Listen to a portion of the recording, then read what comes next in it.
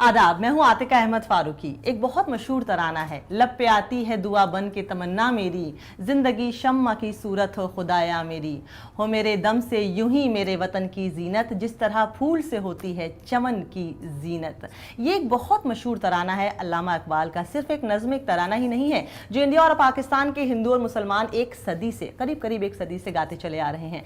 ये तो हिदायत भी है कुरान की, ये तो हदीस भी है, ये तो बहुत सारी ऐसी टीचिंग्स हैं इस्लाम में जो इस नज़्म के ज़रिए लोग गाते हैं, उसको समझते हैं। अगर बहुत सारी ऐसी बातें हैं जो कुरान हमें बताता है, हम उनको अपनी रोज़मर्रा के आदतों में शामिल कर लें तो हमारे कौम को बुलंदी छूने से कोई नहीं रोक सकता है। बहुत सारे ऐसे मुस्लिम इशूज़ हैं जो बहुत ज़्यादा बहस और चर्चा मांग रहे हैं आज की तारीख में, और इन्हीं सवालों और जवाबों के साथ आज मैं हाजिर हूँ आपके साथ एक बहुत मशहूर हस्ती के साथ। वो एक बहुत मशहूर एजुकेशनिस्ट हैं, बहुत मशहूर इंडस्ट्रियलिस्ट हैं, पॉलिटिकली बहुत एक्टिव हैं और मौलाना आज़ाद यूनिवर्सिटी के चांसलर हैं ज़फ़र सरेशवाला साहब आज हमारे साथ हैं।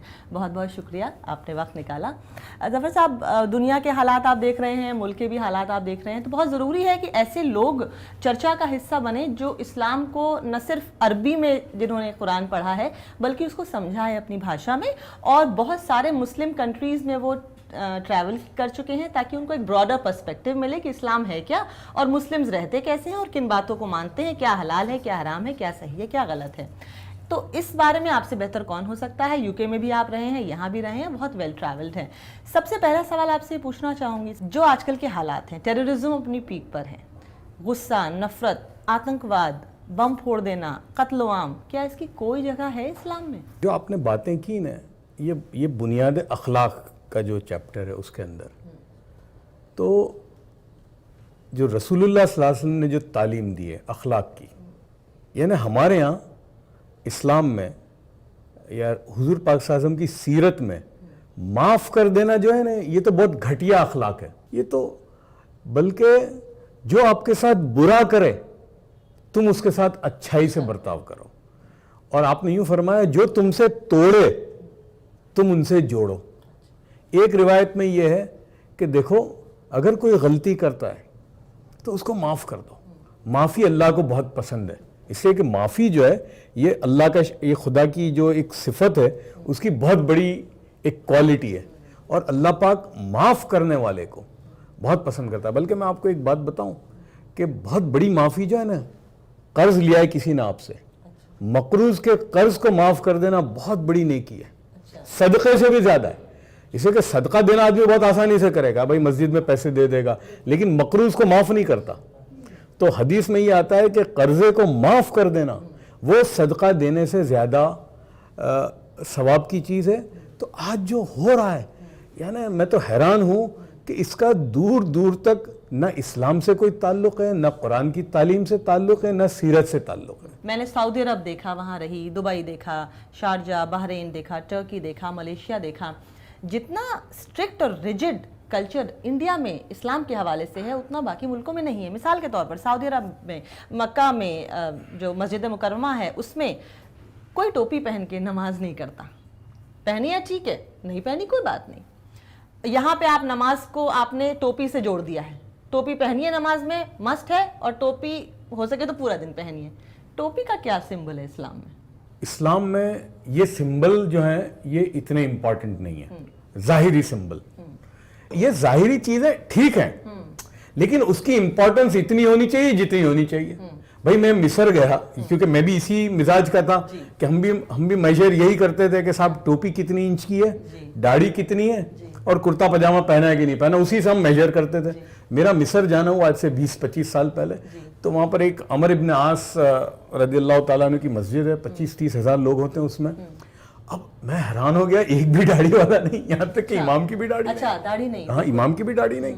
और तो मेरे जहन में यह आया कि यार क्या हम ही दीनदार हैं। अच्छा, फिर मेरा अजहर में जाना हुआ, अल अजहर में गया मैं, तो तब तक हम समझते थे कि साहब तस्वीर लेना नाजायज है। हम तो इसी तरह बड़े हुए, बहुत बड़ा परसेप्शन है, हम तो यही समझते थे। जब हम वहाँ गए अजहर में तो शेखुल अजहर से मिले, वहाँ के शेखुल हदीस से मिले। मेरे साथ हिंदुस्तान के एक बहुत बड़े आलिम थे جو خود بخاری شریف پڑھاتے ہیں سالوں سے, ہندوستان کے میں نام نہیں لیتا, اور بڑے عالم دین ہیں.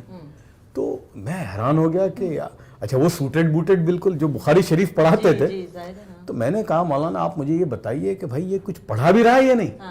تو مولانا نے یہ کہا کہ ہمارے ملک میں اس کے برابر بخاری پڑھانے والا شاید ہی کوئی ہوگا, لیکن وہ سوٹڈ بوٹڈ تھا بالکل. اور پھر میں نے کہا کہ وہ جو امام جس نے خطبہ دیا, لوگ بڑے, کیونکہ عربی میں بول رہا تھا وہ, بولے اتنا جامع خطبہ تھا اس کا, کوئی سمبلزم نہیں تھی. تو یہ ہم کو اس سے باہر نکلنے کی ضرورت ہے. میرے اپنے فادر مجھے بتایا کرتے تھے کہ قریب 40 سال پہلے, یو پی دہلی اس بیلٹ کی میں بات بتا رہی ہوں, کہ قریب 40 سال پہلے مسجدوں کے باہر ہندو عورتیں اپنا بچہ لے کے کھڑی رہا کرتی تھی. کہتی تھی وہ نمازی آئے گا, کچھ پڑھ کے پھونک دے گا, میرا بچہ صحیح ہو جائے گا. اور لوگ کہتے تھے کہ اگر کوئی ڈسپیوٹ ہو رہا ہوتا تھا تو کہتے تھے میاں کے پاس چلو, وہ جھوٹ نہیں بولے گا. یہ امیج تھی مسلمانوں کی. اور ہم نے وٹنس کیا ہے, خود دیکھا ہے اپنی آنکھوں سے کہ کیسے ستمبر 2011 کے بعد, پھر اس کے بعد لگاتار بہت سارے جو ہوتے گئے, اس کی وجہ سے ایک امیج اساسینیشن ہو گیا مسلمانوں کا. اگر جو ہو گیا سو ہو گیا, اب ہم کیا کر سکتے ہیں اپنے لیول پہ؟ میں کیا کر سکتی ہوں, آپ کیا کر سکتے ہیں؟ جو شخص بیٹھا دیکھ رہا ہو, کوئی نوجوان لڑکی, کوئی لڑکا جو کالج جاتا ہو, کوئی آدمی جو مولوی ہو, کوئی آدمی جو جوتا سیتا ہو, وہ کیا کر سکتا ہے اس امیج کو بدلنے کے لیے؟ یہ آپ نے جو کہا یہ آج بھی ہمارے احمد آباد میں ہے. اچھا, آج بھی کسی بھی مسجد میں چلے جاؤ آپ, مغرب کی نماز کے بعد ہندو عورتیں اپنے بچوں کو لے کر آتی ہیں اور 3 دن کی پھونک میں وہ اچھا ہو جاتا ہے. تو ہمارے ایک ہندو دوست نے پوچھا کہ یار یہ کیا ہے؟ تو میں نے کہا نہیں, وہ بیچاری ہندو عورت جو ہے وہ اس لیے مغرب کی نماز میں پہنچتی ہے کہ جلدی سے مسلمان کی پھونک لے لو, کیونکہ وہ اتنی دیر مسلمان ہے جتنی دیر وہ مسجد میں, ورنہ اگر اس کی پھونک میں کوئی دم ہوتا تو بھائی اس کے دفتر پہ بھی جاتی, اس کے گھر پہ بھی جاتی. تو بولے نہیں, وہ مسلمان صرف اتنی دیر ہوتا ہے. دیکھیے انسان جو ہے نا بہت جلدی افیکٹ کرتا ہے, بالکل وہ فوراً آپ سے محبت کرنے لگے گا. اس لیے میں نے یہ دیکھا ہے کہ لوگ مسلمانوں سے نفرت نہیں کرتے, وہ آپ کے اعمال سے نفرت کرتے ہیں. یقیناً. تو اگر آپ کے اعمال ٹھیک ہو گئے تو یہ سب, بھئی آپ دیکھیں نا, میں تو ہمیشہ یہ کہا کرتا ہوں کہ آپ کسی بھی درگاہ میں چلے جائیے, آپ نظام الدین اولیاء میں جائیے, آپ اجمیر جاؤ, بمبئی میں آپ نے دیکھا ہوگا حاجی علی میں جا کے چیک کیا میں نے, ہر درگاہ میں جا کر میں بیٹھتا ہوں, جا کر ایسا مراقبہ کر کے. تو میرا کیلکولیشن ہے کہ 70-30 کا ریشیو ہے ہندو اور مسلمان کا. ہاں یقیناً 70-30. تو آپ مجھے بتاؤ کہ یہ 70% ہندو آتے ہیں وہاں پر, اور وہ تو آگے ماتھا ٹیکتے ہیں, ہم تو ماتھا نہیں ٹیکتے ہیں.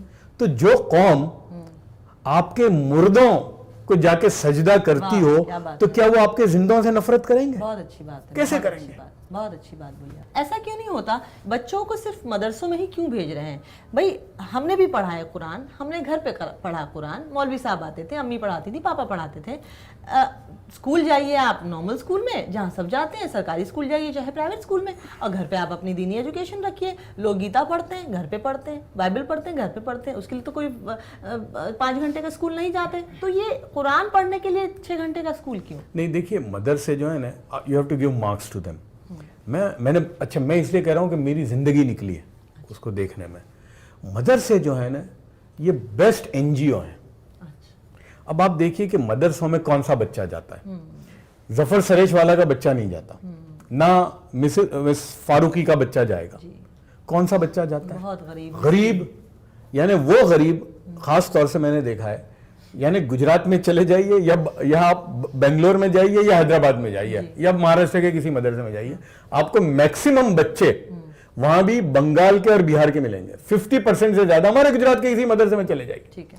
تو وہ غریب اتنا ہے بیچارہ بنگال میں, آسام میں, یا خاص طور سے آپ کے بہار میں. فری سکولز بھی تو چل رہے ہیں. نہیں, میں آپ کو ڈسٹنکٹ کروں گا.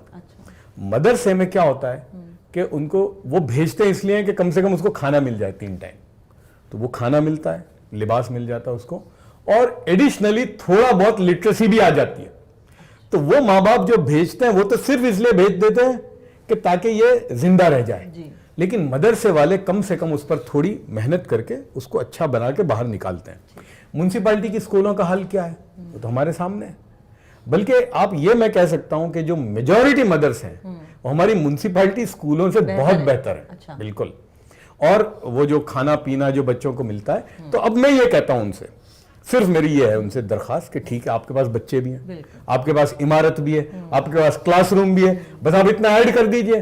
تو آپ جو کام کر رہے ہو بہت اچھا ہے, ہم اس کو سراہتے ہیں, لیکن آپ اس کو اور ایڈ کر دیجئے. تو ہم نے تو کم سے کم یہ ہماری یونیورسٹی میں کیا ہے مولانا آزاد میں اس سال سے, کہ جو بھی مدرسے کا بچہ, جو بھی مدرسے میں فارغ 9 سال 10 سال جو اپنا پڑھ کے آ جائے, ہم نے ان کے لیے ایک برج کورس بنایا ہے. 1 سال وہ برج کورس میں آئے اور اس کے بعد وہ B A, B com, B S C جہاں جانا چاہے جا سکتا ہے. ٹھیک ہے, ایک بہت برننگ ٹاپک ہے اور اس وقت خاص طور سے پورا دیش اس کے بارے میں بات کر رہا ہے اور آگے اور کرے گا. ٹرپل طلاق, پالیگیمی. پالیگیمی کو لے کر سپریم کورٹ یہ نے یہاں تک کہا ہے کہ پالیگیمی ایک میل پریکٹس ہے, ایز بیڈ ایز ستی. ٹرپل طلاق دنیا کے میں 50 سے زیادہ اسلامک کنٹریز ہیں, کہیں ٹرپل طلاق فنکشن نہیں کرتا ہے. صرف ایک پتہ نہیں کون سے مسلمان انڈیا میں ہیں جو یہ کہتے ہیں کہ ہم نے طلاق طلاق طلاق بس پروناؤنس کر دیا, اب لڑکی کے ماں باپ بھائی بہن آ کے اس کو لے جاتے ہیں کہ حرام ہو گئی, تمہارے پر تو عورت ہی حرام ہو گئی, جو کہ نہیں ہے. طلاق is when you pronounce and then after 3 months when the procedure is over then, وہ بھی اگر آپ چاہیں آپس میں ریکنسائل کرنا چاہیں تو کر سکتے ہیں. ٹرپل طلاق کے بارے میں اور پالیگیمی کے بارے میں, ملٹیپل وائفز کے بارے میں آپ کیا کہیں؟ طلاق از اے پروسیس, یعنی یہ غصے میں آ گئی میں نے طلاق دے دی, واہیات, یہ گناہ کبیرہ ہے. ایس ایم ایس پہ طلاق دے دینا, واٹس ایپ پہ طلاق دے دینا غیر اسلامی, یہ قرآن کے خلاف ہے. میں بہت ذمہ داری سے کہہ رہا ہوں, اس لیے کہ سورۃ طلاق میں قرآن کیا کہتا ہے کہ جب میاں بیوی کے درمیان میں, ایک تو پہلے اللہ کے رسول صلی اللہ علیہ وسلم نے یوں فرمایا کہ طلاق اللہ کو سارے جائز کاموں میں ناپسندیدہ ہے. ایک چونکہ ہونا چاہیے کہ بھئی جب نہیں ملتی تو ایک there should be an option to separate, بس. اب سورۃ طلاق میں کیا ہے کہ جب میاں بیوی کے درمیان میں لگتا ہے کہ بھئی نہیں بن رہی, تو پہلے بڑے بیچ میں آئیں, نہیں بڑے اس فیملی کے بیچ میں آئیں, تھوڑا سیپریشن کرو, یا یوں کہتے ہیں کہ پلنگ الگ کر دو, ایک بولتے ہیں نا اسپیس, وہ کر دو. وہ بھی نہیں ہوتا ہے, بڑے بیچ میں پڑے, بھئی کیا مسئلہ ہے, یہ ہے. اور کیونکہ میں چونکہ اس میں انوالوڈ ہوں اس لیے میں کہہ رہا ہوں, بھئی سمجھاؤ, لڑکی کو بھی سمجھایا, اس کو سمجھایا, بھئی دیکھو پھر ایک چانس دو. پھر اس کے بعد اب نہیں بنتی تو بھئی ایک طلاق جو دے کہ جو ریووکیبل ہے, کہ بھئی ٹھیک ہے 40 دن کے بعد پھر رہو ساتھ میں, لگتا ہے نہیں یار اب تو پھر ایک دو, پھر اب لگتا ہے کہ صاحب اب تو پاسبل ہی نہیں ہے یہ دو کا رہنا ساتھ میں, تو ٹھیک ہے اب طلاق ختم کرو. تو اٹ از اے پروسیس.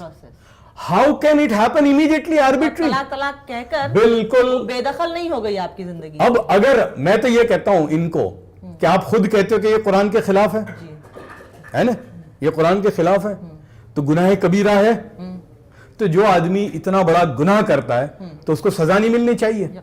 تو میں تو ان علماؤں سے کہتا ہوں, پرسنل لا بورڈ سے میری درخواست ہے کہ اگر آپ کہتے ہو کہ اس طرح سے طلاق ہو جاتی ہے, ٹھیک ہے ہو جاتی ہے, لیکن ساتھ میں 10 سال کی سزا ہونی چاہیے. مسلمان کا پرابلم کیا ہے کہ طلاق کی کنڈیشن تو کرنی نہیں, طلاق دے دینی. دوسری شادی کی کوئی کنڈیشن پوری نہیں کرنی اور دوسری شادی کر دینی. بھئی یہ تو کیسے ہے؟ یہ بالکل یہ سراسر ظلم ہے اور یہ جرم ہے. بہت ساری چیزیں جو قوم کی ایک بیسک اسپرٹ کو چیلنج کرنے لگتے ہیں. اب سوریہ نمسکار کا ٹاپک آیا, آج کل چلا ہوا ہے کہ بھارت ماتا کی جے بولو گے تو انڈین ہو ورنہ انڈین نہیں ہو. کچھ لوگ کہتے ہیں ہاں ہم بول دیں گے کوئی پرابلم نہیں, کچھ کہتے ہیں کیوں بولیں, اور کچھ کہتے ہیں ہم بول نہیں سکتے ہم تو مسلمان ہیں. اس بارے میں کیا کہیں گے؟ دیکھیے میرے نزدیک یہ سب irrelevant ایشوز ہیں. بھائی اب سوریہ نمسکار اور یہ نہیں ہے, بات ہے یوگا کی. تو یوگا ایک میں اس کو ورزش سمجھتا ہوں. نماز بھی تو اپنے ورزش نہیں, نماز عبادت ہے, یوگا جو ہے یہ ورزش ہے. اس میں بہت سارے فائدے ہیں, سانس کی, خاص طور سے ہارٹ کی, اور بہت ساری ڈیزیز کا اس میں. تو بھائی آپ سوریہ نمسکار مت کرو. اچھا وہ سوریہ نمسکار ایک استحزار کے ساتھ ہوتا ہے کہ بھئی آپ, لیکن اگر میں ویسے اگر عصر کی نماز پڑھ رہا ہوں اور سورج سامنے ہے تو میرا استحزار تو ہے کہ میں اللہ کے سامنے جھک رہا ہوں. اس کو تھوڑی یہ تو کل کو یہ کہے گا کوئی مجھے کہ صاحب دیکھو یہ آپ بھی سورج کو جھک رہے ہو, تو وہ استحزار ہے تو آپ مت کیجئے. وہ استحزار کرنے کی کہاں ضرورت ہے؟ اس لیے وہ عبادات کو الگ کر دو. یعنی وہ ہوتا کیا ہے, ہم ہر چیز میں مذہب کو لے آتے ہیں بیچ میں. بھائی یوگا جو ہے وہ پلین ایک ورزش کی چیز ہے, اس کو اسی تک رکھنا چاہیے اور اس کی بحث میں پڑھنے کی ضرورت نہیں. ہوتا ہی ہے جم جاتے ہیں آپ سمجھیے کہ آپ جم جا رہے ہیں. بس بھائی دیکھیے آپ یہ سب چیزوں میں پڑھو گے تو یوگا کے جو افادیت ہے اس سے آپ محروم ہو جاؤ گے. تو بھائی آپ اس کی فکر کرو. رہی بات بھارت ماتا کی جے بولو نہیں بولو یہ بے معنی ہے. نہ بولنے سے بھارت ماتا کی جے بول سکتا ہے یا نہیں بول سکتا؟ بھائی دیکھو ایسا ہے کہ اب تو وہ خود انہوں نے کہہ دیا ہے, بھاگوت صاحب نے خود ہی کہہ دیا ہے کہ بھائی یہ کوئی زبردستی نہیں ہے. انہوں نے یہ کہا اسپرٹ کی بات کہی ہے. تو ہم بھی یہی کہتے ہیں کہ بھائی اندر آتا ہے جو مسلمان کی بات ہے کہ بھائی باہر سے داڑھی رکھ لو اور کرتا پاجامہ پہن لینے سے مسلمان نہیں ہوتے, آپ کے کیریکٹر سے ہوتے ہیں. تو ہندوستانی جو ہے وہ اپنے کیریکٹر سے بنتا ہے. بولنا چاہے تو بول سکتے ہیں بھائی جس کو بولنا ہے بولو. بھارت ماتا کی جے جب مسلمان بولے گا تو دیکھیے وہ کہے گا ملک, بھائی ملک کی بات ہے. تو اگر ملک کی جے جے کار کرتا ہے تو کون سی اس کی بڑی بات ہے. کوئی جے ہند بولے, کوئی اندر رکھے کہ نہیں میں ملک کے ساتھ وفاداری کروں گا, بولتا ہی نہیں ہے. تو یہ, اور میں سمجھتا ہوں کہ میری مسلمانوں کو ہدایت یہ رہے گی کہ یہ ارریلیونٹ چیزوں میں ہم یہ بھڑکائیں گے, لوگ کچھ نہ کچھ چھوٹی چھوٹی باتیں کریں گے اور ہوگا کیا کہ آپ مین چیز سے بھٹک جاؤ گے اور اصل چیز رہ جائے گی. تو ہمیں یہ سب چیزوں میں بہت زیادہ پڑھنے کی ضرورت نہیں. اس وقت مسلمان کے ٹاپ 5 پرائیورٹیز بتائیے, 5 چیزیں. میرے نزدیک تو 5: education, education, education, education, education. اقرا. بالکل. اس لیے کہ سوچو کہ قرآن نے سب سے پہلے اقرا کی بات کی, اقرا بسم ربک الذی خلق. اور دیکھیے ساری ٹانگ ٹوٹتی ہے تعلیم پر, ہر مصیبت جو ہے. اور ہمارا مسئلہ یہ ہو گیا آج کہ ہم تو انہیں جو بیسک تعلیم ہے اس کے بھی جاہل ہیں, اپنے مذہب کے بھی جاہل ہیں. جی. اور میرے نزدیک ایڈوکیشن جو میں کہہ رہا ہوں وہ ہولسٹک ہے. ایک تو جو ہے بیسک ایڈوکیشن ہے, ایک وہ ہے. دوسرا میں یہ کہتا ہوں کہ بھئی ہمارا کاروباری ہے مسلمان جو اپنا کاروبار کرتا ہے, دکانداری کرتا ہے یا چھوٹا موٹا کاروبار کرتا ہے, وہ اپنے کاروبار کے فن میں بھی جاہل ہے. اس لیے کہ اس کو پتہ نہیں ہے کہ زمانہ کہاں دوڑ رہا ہے. یہ ایک بینکنگ سسٹم ہے پورا, اس بینکنگ سسٹم کو استعمال کر کے اپنے کاروبار کو کیسے بڑھائے تو وہ وہاں جاہل ہے. ہمارے انڈسٹریلسٹ ہیں مسلمان, اب 10-20 کروڑ کے مینوفیکچرنگ کے کام کرتے ہیں, کبھی وہ اس سے آگے کرنے کا انہوں نے سوچا ہی نہیں کہ بھی سٹاک مارکیٹ جو ہے یہ بھی ایک بہت بڑا ایونیو ہے جس کو استعمال کر کے دنیا نے ترقی لی ہے. تو ہمیں کئی قسم کے ایڈوکیشن کی ضرورت ہے. اور پھر میں یہ کہوں گا کہ اب جس دور میں ہم ہیں, ایک دور تھا لٹریسی الٹریسی کا, پھر آیا دور ایڈوکیشن کا. اب اس ایڈوکیشن سے بھی نہیں چلے گا, اب ہائر ایڈوکیشن اور اسپیشلائزیشن کا دور ہے. آپ اس فن کے ماہر ہیں یا نہیں ہیں, اسے کہ جو دنیا ترقی کر رہی ہے. آپ دیکھیے بھئی آج جو ٹویٹر ہے, فیس بک ہے آپ کا یا واٹس ایپ ہے, کہ آپ نے خواب دیکھا تھا کہ 5 سال کے بعد ہے, 5 سال سے پہلے ایسا ہوگا. آگے روز نئی چیزیں ایجاد ہو رہی ہیں اور وہ تبھی یہ بس چل رہی ہے. دیکھیے یہ دوڑ رہی ہے. اب اگر اس میں ہم داخل نہیں ہوئے تو ہم پیچھے رہ جائیں گے. ہم ایک ایسے ملک میں رہتے ہیں اور یہ ہمارے مذہب میں بھی ہے کہ جس ملک میں رہو ایک تو اس کا قانون فالو کرو اور پڑوسی کا دل نہ دکھاؤ. اور it includes our Hindu brethren also. اگر کوئی گائے کو ماں مانتا ہے تو میرا ایسا نجی سوچنا ہے کہ کوئی پرابلم نہیں ہے اگر آپ ٹوٹلی یہ کر دیں کہ ہم نہیں گائے کو ذبح کریں گے. اور بیف بین کتنا صحیح ہے؟ دیکھیے ایک تو یہ ہے کہ کسی کی سینکٹیٹی کا خیال کرنا یہ تو عین ہمارا فرض ہے. اسلام نے یہ تو نہیں کہا کہ بھئی گائے کھاؤ گے تو 10 نیکیاں ملنے والی ہیں, یہ کوئی ورچیو تو نہیں ہے. تو اگر, اور یہ کوئی نئی بات اس لیے میں نہیں کہتا کہ اگر آپ دیکھیں بابر نامے میں, بابر نے جو ہدایت دی ہیں, بابر نامہ جو ہے وہ ہمایوں کو ہدایت دی ہے اس نے. اس میں 2 باتیں بڑی زبردست ہیں, پوری پڑھی آپ. ایک جگہ پہ اس نے لکھا ہے اپنے بیٹے سے کہ اے بیٹا اگر اس ملک میں حکومت کرنی ہے تو یہاں کی مذہبی رواداری کا خیال کرنا. اس نے کہی کہ بیٹا اس ملک میں حکومت جب کرو تم تو گائے کی قربانی مت کرنا. اس لیے اگر تاریخ کے جو جاننے والے ہیں وہ آپ کو بتائیں گے کہ مغلوں کے پورے دور میں انکلوڈنگ اورنگزیب گائے کبھی نہیں کٹی ہندوستان میں. یہ تو انگریز لائے بھائی. یہ بیف کا جو شوق ہے نا یہ انگریزوں کا ہے, مسلمان کا تو تھا ہی نہیں. 1936 میں جو مسلم لیگ, وہ مسلم لیگ, ابھی مجھے ڈر لگتا ہے کہ پھر فتویٰ کہیں نہ آ جائے دوسروں کی طرف سے, لیکن میں آپ کو کہہ دوں کہ میں وہ مسلم لیگ کی نہیں بات کرتا, وہ مسلم لیگ جو آزادی میں لڑ رہی تھی وہ مسلم لیگ, اس میں ہندو بھی تھے. لکھنؤ میں ان کی سیشن ہوئی اور جس میں जिना साहब भी थे, उन्होंने उसमें रेजोल्यूशन पास किया है कि हम कुर्बानी गाय की नहीं करेंगे और हम मुसलमानों को हिदायत देते हैं कि आपस के प्यार मोहब्बत की वजह से हम गाय की कुर्बानी करने की कुर्बानी दें। ये तो 1936 में आगे आई है। 1954 का दारुल उलूम देवबंद का फतवा है जी। मैं फतवे के लफ्ज सुनाता हूं आपको कि मुल्क के अंदर आपसी भाईचारे की वजह से हम गाय की कुर्बानी से परहेज करें। तो यार ये तो हमारे लिए कोई बात ही नहीं है। कितने मैं एक मरतबा जहाज में सफर कर रहा था, सरचार्ज एटमॉस्फेयर था जब 2002 ये 92 का। अच्छा। मैं जहाज में, मेरी पहली सीट थी और मैंने देखा कि लोग आ रहे हैं जा रहे हैं। अब मैं दाढ़ी वाला, अंधे को भी दिखे मुसलमान हूं, तो वो लोग मेरे को देख के बड़े वो हो जाते थे। तो मैं समझ गया कि ये कोई बाहर पड़ोस में बैठने से कतरा रहा है। वो माहौल भी ऐसा था उस जमाने में, ठीक है। तो लेकिन जहाज भरा हुआ था और थोड़ी देर में एक महंत साहब आए, वो बिल्कुल भगवे कपड़े पहने थे, हाँ महंत थे, खड़ा में पहनी हुई थी। अब उनको बेचारों को लामाला मेरे पड़ोस में बैठना पड़ा आगे की सीट में। वो बैठ गए। जहाज जब चलने लगा तो खाना उस जमाने में दमानी एयरवेज थी, उसमें बड़ा अच्छा मिलता था। उनकी चिकन बहुत अच्छी होती थी, कॉन्टिनेंटल। तो हम उस जमाने बोलना पड़ता था वेज या नॉन वेज लेंगे आप। तो मैंने नॉन वेज कहा था। वो खाना जब लेके आने लगी तो मैंने कहा नहीं, मैं नॉन वेज नहीं, मैं वेज खाऊंगा। तो उसने थोड़ी देर में आके कहा कि नहीं भाई आपने तो नॉन वेज लिखाया था, वेज नहीं है। नहीं वेज नहीं है। तो मैंने कहा कोई बात नहीं भाई, 1.5 घंटे में यार कौन सी भूखे मर जाएंगे हम, 1.5 घंटे में तो अहमदाबाद आ जाएगा। तो खैर मैंने नहीं खाया। मेरे साथ पंडित जी थे, वो वेजिटेरियन खा रहे थे। खाना वाना खत्म हो गया तो उन्होंने मुझे पूछा कि मुल्ला जी का, हालांकि मैं तो कोट पटलून में था, लेकिन उन्होंने कहा कि मुल्ला जी आप बताइए आपने ये क्यों नहीं खाया। क्या मेरी वजह से? आप तो मुसलमान हैं और आप मांसाहारी हैं और आप मुसलमान हैं। तो मैंने कहा देखिए पंडित जी, मुसलमान इसलिए नहीं होता कि वो गोश्त खाए या मुर्गी खाए। मुसलमान इसलिए होता है कि उसमें कोई क्वालिटी होती है, कुछ खूबियां हैं, कुछ क्वालिटीज हैं जिसकी वजह से वो मुसलमान है। और एक खूबी ये है कि अपने पड़ोसी को तकलीफ नहीं पहुंचाना। अगर मैं आपके पड़ोस में बैठकर नॉनवेज खाऊं तो आपको इतनी तकलीफ होगी जितनी मेरे पड़ोस में बैठकर कोई सूअर खाए। तो वो बड़ा वो मेरा हाथ पकड़ लिया और फिर हमारी बातें हुई। जब अहमदाबाद पहुंचे हम तो सीढ़ी आई, उन्होंने मेरा हाथ पकड़ लिया और हम दोनों उतरे, मेरा हाथ पकड़ के उतरे। उनके लोग लेने आए थे, बड़े हैरान हो गए कि यार ये दाढ़ी वाले के साथ एक मुसलमान के साथ। तो वहां हमारे यहाँ अहमदाबाद में संन्यास आश्रम है बहुत बड़ा, उसके वो महंत थे। जब तक जिंदगी में वो रहे मैं बराबर उनके पास जाता था, गुजर के बाद में। तो अब इतनी भाई कौन सी यार बड़ी बात है, भाई नहीं खाएंगे हम।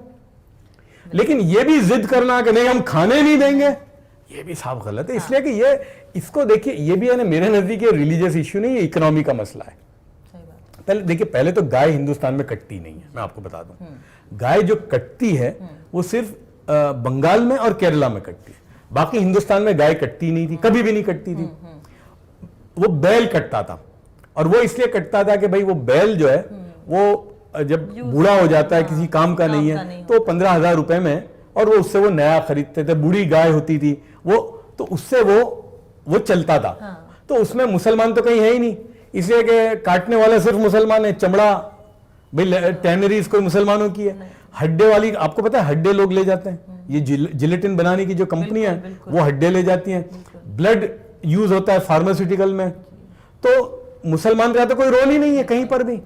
तो ये एक इकोनॉमी है जो चलती थी, पहले से चलती थी। अच्छा, लोग आप बीफ जो करते हैं ना, तो मैं उनको कहना चाहता हूं वो बीफ मतलब बफेलो। हिंदुस्तान जो है, India is the largest exporter of beef, but it is buffalo for God sake. अब अच्छा, दुनिया में ऐसा तो कोई मशीन आज तक नहीं आया कि आपके सामने रख दिया जाएगा, आप कहोगे ये गाय का है कि हाँ मैं कह सकता हूं क्योंकि मेरी जिंदगी निकली है। लेकिन तो ये इससे भी अब हमको बाहर निकलने की जरूरत है। ये कोई रिलीजियस इश्यू नहीं है। और अगर आपको लगता है, लोगों के साथ में बैठकर उनके सामने समझाओ कि भाई इसके नुकसान क्या होंगे। हिंदू को भी हो रहा है, मुसलमान को नहीं हो रहा है। मुसलमान तो ठीक है नहीं खाएगा भाई, वो तो सब्जी खा लेगा। और जब सारे 20 करोड़ मुसलमान सब्जियों पे टूट पड़ेंगे तो सब्जी भी 150 तो फिर क्या हो जाएगा। इसलिए ये एक निजाम है, और इसको हमको बहुत इसको एक रिलीजियस कनोटेशन और वो प्रिज्म से देखने की जरूरत नहीं है। बिल्कुल। تو اس سے بھی بہت ساری باتیں یہ نکل کر آئیں کہ ڈسکمفرٹ اگر آپ کی وجہ سے آپ کے پڑوسی یا آپ کے ساتھ والے کو ہو رہا ہے تو آپ ایک غیر مذہبی کام کر رہے ہیں. بہت چھوٹی چھوٹی باتوں میں اسلام ہے اگر ہم دھیان سے دیکھیں تو. اچھا ایک لاسٹ سوال سر کہ ایک چھوی ایسی بن گئی ہے every Muslim is not a terrorist but every terrorist is a Muslim, بہت لوگ آج کل بولنے لگے ہیں. اب اس کو کیسے توڑے, عام مسلمان اس پرسپشن کو کیسے توڑے؟ دیکھیے جہاد جو ہے نا اتنا ابیوزڈ ورڈ ہے, قرآن میں 41 مرتبہ اس کا ذکر آیا ہے جہاد کا, اور ہر جگہ پر اس کا جو کنوٹیشن ہے وہ مجاہدے کے ساتھ ہے. جہاد کا کہیں پر بھی 41 جگہ پر کسی کو مارنے سے اس کا کوئی تعلق ہی نہیں ہے. ایک آیت ہے قرآن کی, وَالَّذِينَ جَاهَدُوا فِينَا لَنَهْدِيَنَّهُمْ سُبُلَنَا, اور اگر تم جد و جہد کرو گے اچھا بننے کے لیے, جو نیک بننے کے لیے, تو اللہ تم کو ضرور بالضرور ہدایت یعنی صحیح راستے پر لے کے جائے گا. تو جہاد جو ہے اپنے آپ سے ہے, اپنے آپ سے ہے. دوسرا رہی بات کسی کو مارنا, حضرت ابو بکر رضی اللہ تعالیٰ عنہ کے خطوط ہیں جی, اس جماعت کو جو گئی ہے اور جہاں غیر مسلموں کے ساتھ قتال ہونے والا ہے اس کی بھی کنڈیشن ہے. یعنی جو اگر کوئی کہتا ہے کہ بھئی جہاد جو یا ہولی وار فار ایگزامپل, حالانکہ جہاد ہولی وار میں ہی ہے, لیکن اگر ہے تو اس کی بھی کنڈیشن ہے کب وہ ہو سکتی ہے.